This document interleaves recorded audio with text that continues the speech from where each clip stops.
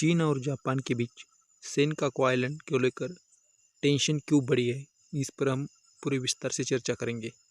नमस्कार दोस्तों, मेरा नाम है केतन और आपका स्वागत है इस एक्सप्लेनर वीडियो में। तो दोस्तों, सेनकाकू आइलैंड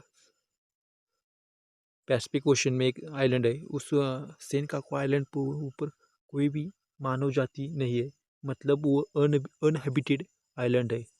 लेकिन उस ऊपर कोई भी मानव जाति नहीं, लेकिन उस आइलैंड को लेकर तो फिर क्यों चाइना और जापान में टेंशन बढ़ी है, तो हम इसके पूरे विस्तार में अब इस वीडियो में चर्चा करेंगे। तो दोस्तों, सेनकाकू आइलैंड है वो पैसिफिक ओशन में ईस्ट चाइना सी में है। वो चाइना मेनलैंड के ईस्ट और जापान मेनलैंड के वेस्ट साइड को है। इस में सेनकाकू आइलैंड का दूसरा नाम है दिबांगू आइलैंड। हाँ, और इस आइलैंड के ऊपर कोई भी मानव जाति रह नहीं सकती। और यह आइलैंड डिस्कवर किया था चाइना ने 14वीं सेंचुरी में।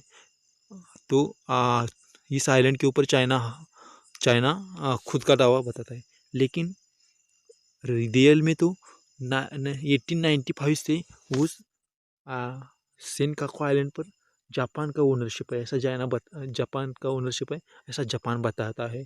और उस आइलैंड के ऊपर 1972 से जापान एडमिनिस्ट्रेशन कर रहा है। तो उस आइलैंड के ऊपर पूरा जापानी एडमिनिस्ट्रेशन होती है।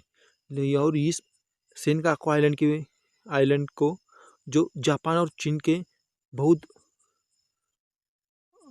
पहले से ही डिस्प्यूट चल रहा है। तो अब इस आइलैंड के ऊपर ताइवान भी हक बताता है, लेकिन ताइवान का इतना कोई ज़्यादा मतलब डोमिनेंस या पूरे कोई ऐसा हाईलाइट नहीं होता, क्योंकि वो बहुत ही ताइवान खुद की आज़ादी के लिए लड़ रहा है, इसलिए। तो इस दोनों के बीच सिर्फ 2 मेन कॉम्पिटिटर रहते हैं, जापान और चाइना।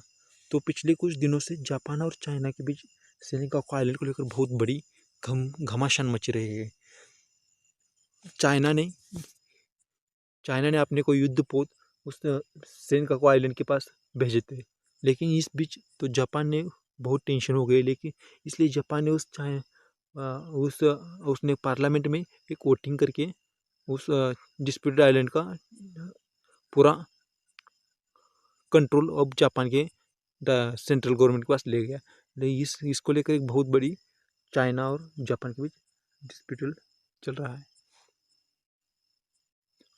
और ये तो फिर बाद में क्वेश्चन आ रहा होता है कि ये आइलैंड क्यों इतना इम्पोर्टेंस रखता है।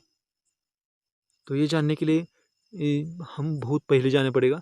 1968 में सेनकाकू आइलैंड के ऊपर ऑयल रिजर्व मिले थे, इसलिए इस आइलैंड का बहुत ही ज़्यादा महत्व प्राप्त होता है। और अब तो जो कोरोना वायरस के बाद जो दुनिया के अंदर जो टेंशन बढ़ी है, उसके जरिए देखा जाए तो उस सेनकाकू आइलैंड के ऊपर एयरबेस बना के पूरे वो चाइना के ऊपर, मतलब चाइना की ज़्यादा पॉपुलेशन तो ईस्ट साइड में रहती है, तो वो सेनकाकू आइलैंड से ईस्ट साइड पे चाइना से बहुत बड़ी नज़र रख सकता है। इसलिए सेनकाकू आइलैंड बहुत ही जापान को ज़रूरी है। तो इसलिए चाइना और जापान के बीच सेनकाकू आइलैंड को लेकर बहुत बड़ी टेंशन पैदा हो गई है। और वैसे भी देखा जाए तो जब चाइना बहुत ही मतलब इंडिया के साथ गलवान वाली में या जापान के साथ सेनकाकू आइलैंड पे और ताइवान और हांगकांग को आज़ादी के लिए बहुत ही बड़ा टेंशन पैदा कर रहा है। थैंक यू दोस्तों।